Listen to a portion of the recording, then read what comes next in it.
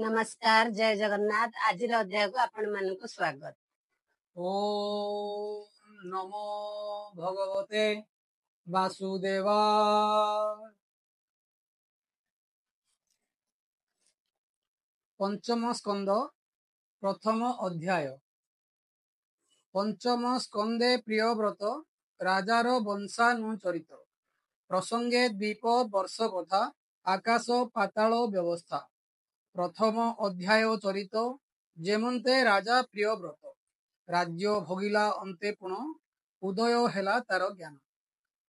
परम पुरुष गोविंद ताहांको चरणार बिंद तहु गलई मकरंदे ताहा जे पीबन्ते आनंदे ताहांको चरणे बंदई पंचम स्कंदे गीत गाई। राजा परीक्षित उवाच भौमुनि राजा प्रियव्रत से आत्मा राम भागवत गृहे रमिला तार मन प्रारब्ध कर्म रे बंधन निश्चय मुक्त संग जार एमंत प्राणी मानकर किंपाए गृहे मन रहे भौमुनि फेड़िबा सन्देहे निश्चय महत लोकंकर उत्तम श्लोक कथा सार निवृत चित से हुअन्ति से किंपा व्यर्थ आचरन्ति एमते संशय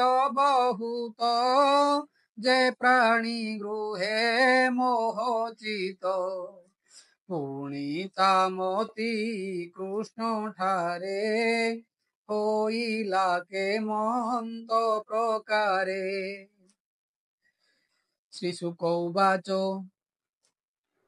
जाहा तु करी लुटी प्रश्न धन्य राजन तो वचन उत्तम श्लोक जे गोविंद ताहांको चरणार बिंद तहु अमीय रस बहे से रस जेवा प्राणी पिए भकत साधु सेहु जन परमहंस दिव्य ज्ञान ताहार कृष्ण कथा बिने केबे हे मन नहे आने अन्य जे गुण कथा मान इच्छा न कर से जन तेणु से नृप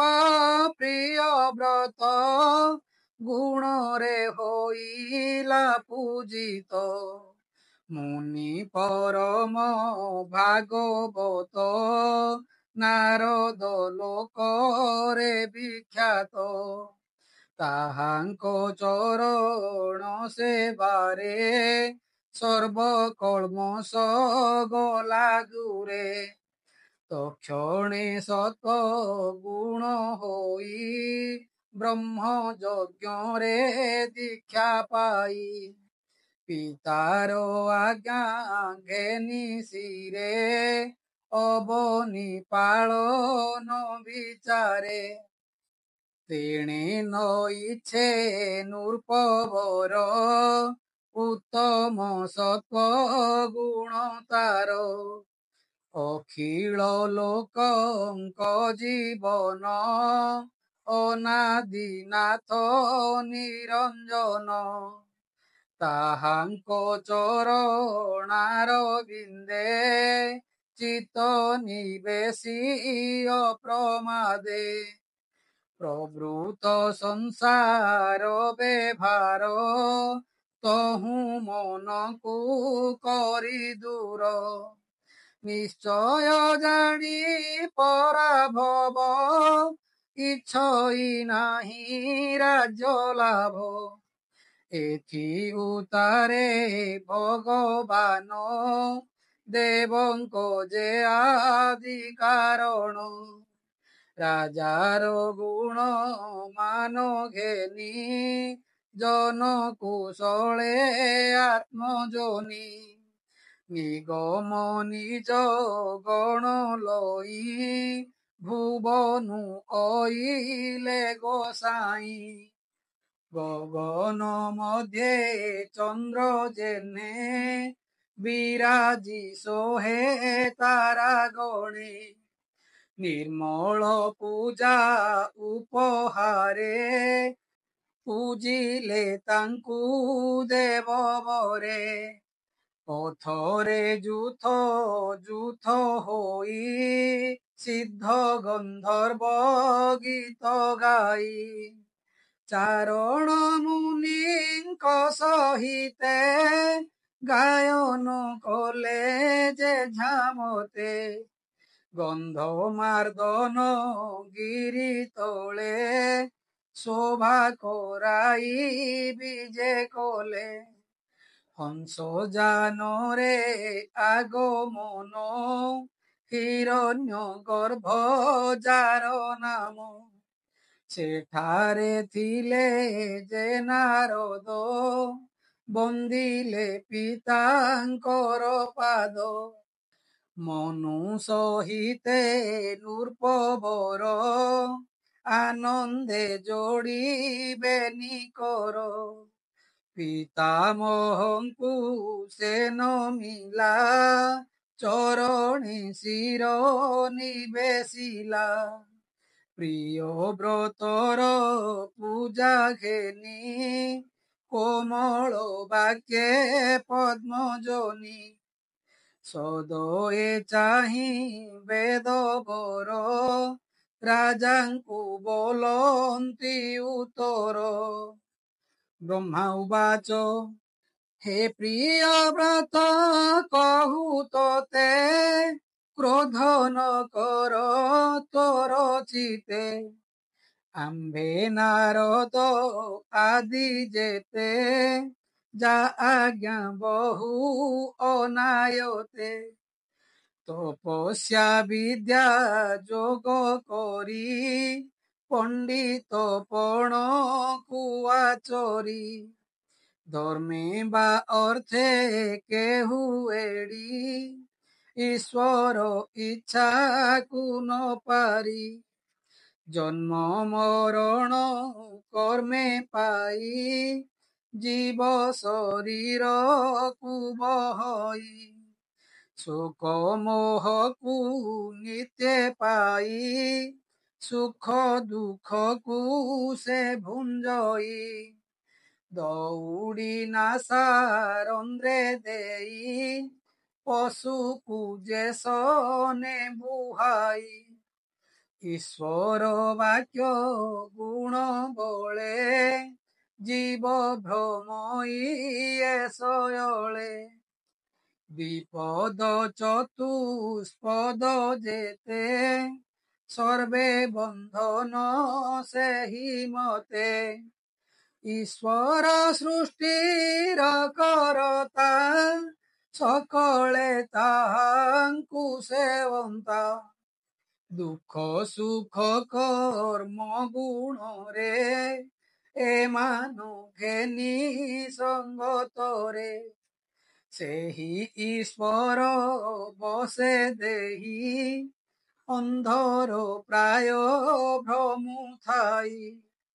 ଦେଖୁ ଦେଖୁଣ ଭ୍ରମୁ ଥାଇ ଏକଥା ମୂଢ଼ ନ ଜାଣଇ।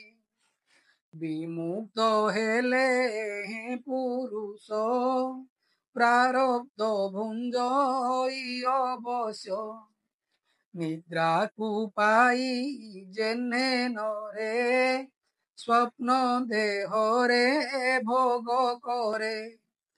ପ୍ରମତ୍ତ ପ୍ରାଣୀ ମାନଙ୍କର କେବେ ଭ୍ରମ ନୋହେ ଦୂର। ଲୋଭାଦି ମାନଙ୍କରେ ଯୁକ୍ତ ଯେଣୁ ସେ ହନ୍ତି ଅବିରତ। ଯେ ବୁଦ୍ଧ ଜିଣେ ଇନ୍ଦ୍ରିମାନ ତାହାର ଗୃହ କର୍ମ ମାନ। ବନ୍ଧନ ନ କରେ ତାହାର ନିର୍ଭয়ে ଭ୍ରମେ ସେ ଗୃହର। ଦୁର୍ଗ ମଧ୍ୟରେ ଥାଇ ଯେନେ ଜିଣି ପ୍ରବଳ ଶତ୍ରୁଗଣେ। ଗୃହ ମଧ୍ୟରେ ଦେଇ ମନ ଲୋଭାଦି ନାସିବ ତେସନ। ଇନ୍ଦ୍ରିୟ ଜିଣନ୍ତେ ସେ ନର ଆନନ୍ଦେ ଭ୍ରମିବ ସଂସାର। ତୁ ପଦ୍ମନାଭ ପଦାଶ୍ରିତ ସର୍ବସଙ୍ଗରୁ ହୋଇ ମୁକ୍ତ।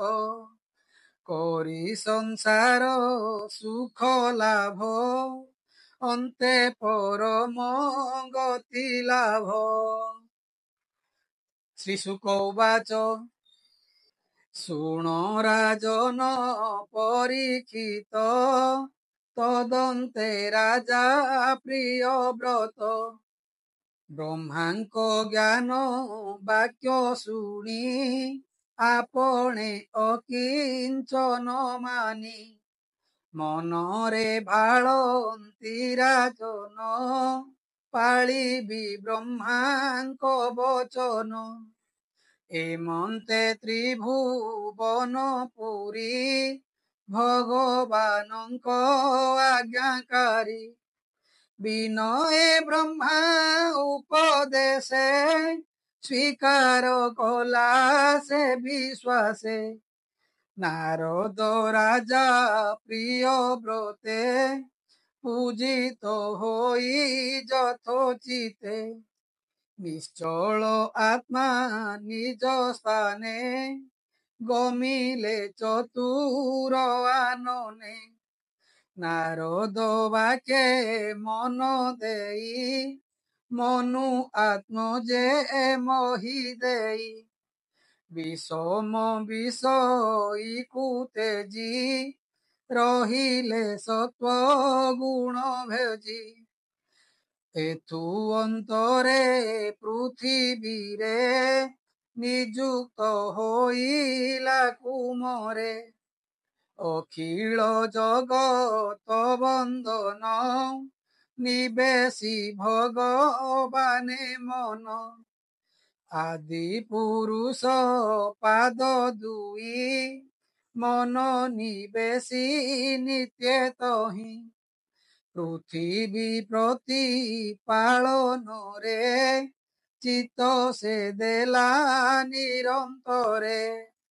ସେ ବିଶ୍ୱକର୍ମା ପ୍ରଜାପତି ତାର ଦୁହିତା ବହିଷ୍ମତି। ସେ କନ୍ୟା ବରୀ ନରନାଥ ବିବାହ ହୋଇଲା ଯଥୋଚିତ। ଦଶ ଆତ୍ମଜ ତାର ତହି ଜନ୍ମିଲେ ଗୁଣ ତେଜ ବହି। ଏକ ଦୁହିତା ରୂପବତୀ ନାମ ଯାହାର ଉର୍ଜସ୍ମତି। ଅଗ୍ନିଧ୍ର ଇତ୍ମ ଜିହ୍ୱ ଦୁଇ ତୃତୀୟ ଯଜ୍ଞ ବାହୁ ହୋଇ। ସବନ ଘୃତ ପୃଷ୍ଠ ଆର ହିରଣ୍ୟରେ ତା ମହାବୀର। ବିତିହୋତ୍ର ଯେ ମେଧାତିଥି କବି ଏ ଦଶ ନାମ ଖ୍ୟାତି। ଏ ଦଶ ନାମ ପୁତ୍ରଙ୍କର ଏ ଦଶ ମଧ୍ୟେ ତିନି ସାର। ମହାବୀର କବି ସବନ ଉର୍ଦ୍ଧ୍ୱରେ ତା ଏ ତିନି ଜଣ। ପରମହଂସ ଦୀକ୍ଷା ଧରି ସକଳ ଚେଷ୍ଟା ପରିହରି। ସର୍ବଜୀବରେ କୃପାମୟ ଶ୍ରୀ ବାସୁଦେବେ କରିଲୟ। ଭୟେ ଆରତ ପ୍ରାଣୀଙ୍କର ଶରଣ ରକ୍ଷଣ ଶ୍ରୀଧର। ସେ ପଦ୍ମପାଦ ଆଶ୍ରୟରୁ ନିରତେ ନାମ କୀର୍ତ୍ତନରୁ ପରମ ଭକ୍ତି ପ୍ରଭାବରେ ଦୟା ବହିଲେ ପ୍ରାଣୀଠାରେ। ଭାବେ ନିର୍ମଳ ଚିତ ହୋଇ ହରି ସର୍ବଭୂତେ ଦେଖଇ।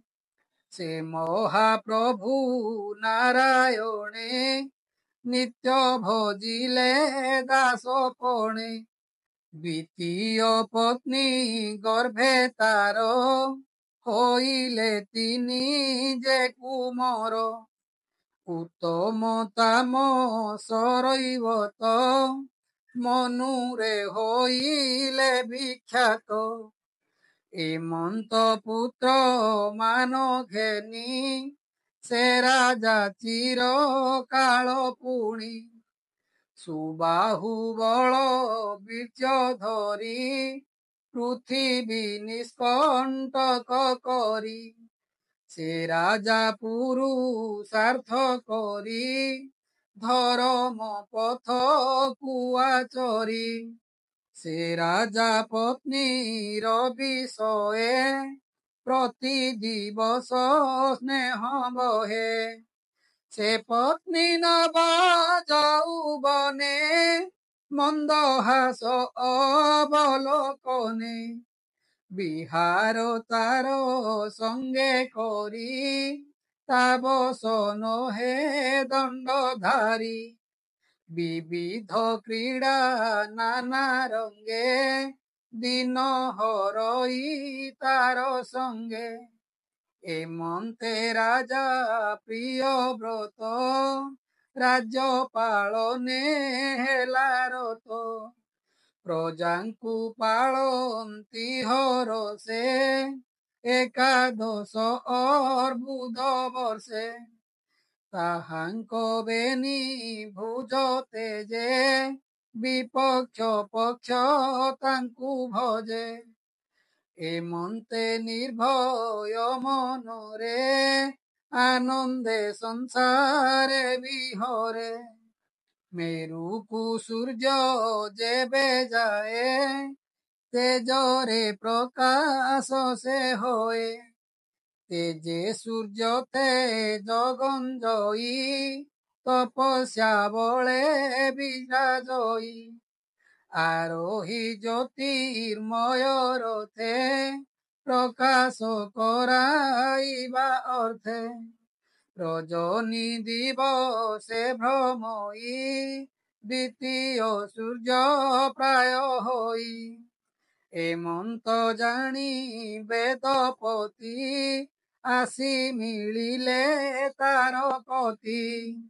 ସ୍ୱସ୍ନେହେ କହେ ବେଦବର ଏନ ହେ ତୁମ୍ଭ ଅଧିକାର। ସେ ରାଜା ରଥ ଚକ୍ରେ ଗାର ହୋଇଲା ଯେତେକ ବିସ୍ତାର। ତେଣୁ ଶପଥ ସିନ୍ଧୁ ହେଲା ପୃଥିବୀ ସାତ ଭାଗ କଲା। ଶାକ ଶାଳ୍ମଳୀ ଜମ୍ଭୁ ପ୍ଳକ୍ଷ କୁଶ ପୁଷ୍କର ଆଉ କ୍ରଞ୍ଚ।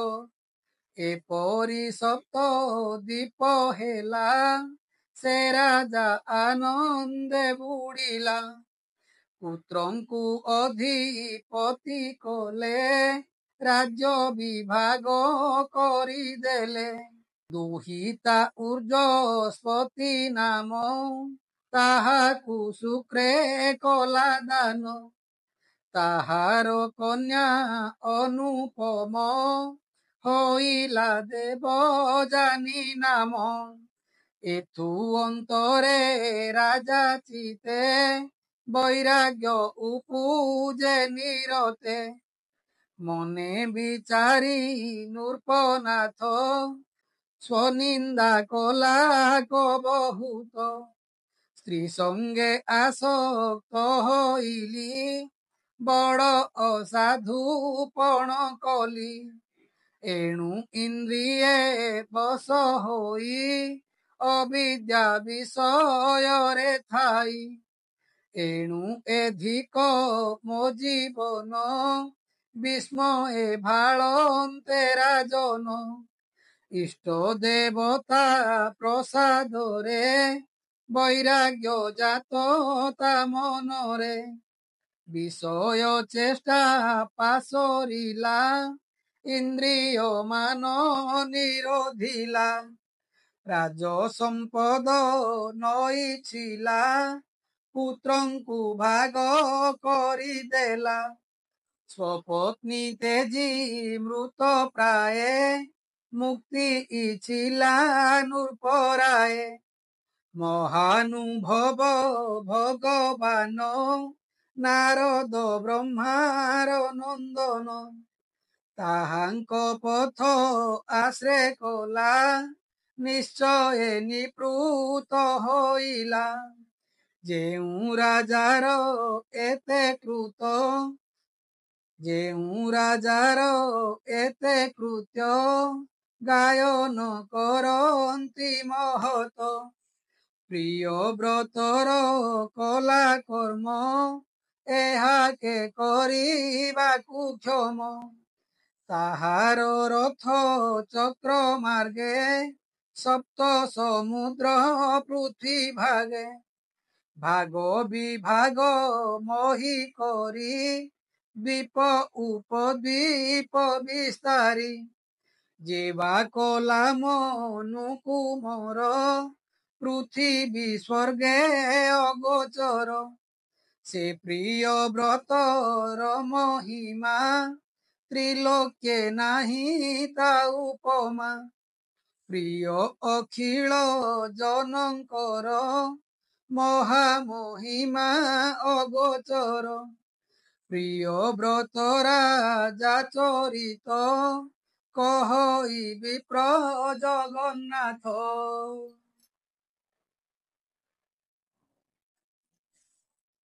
इति श्रीमद्भागवते महापुराणे परमहास्यां संहितायां पंचम स्कंदे प्रियव्रत राजचरितं नाम प्रथमोऽध्याय।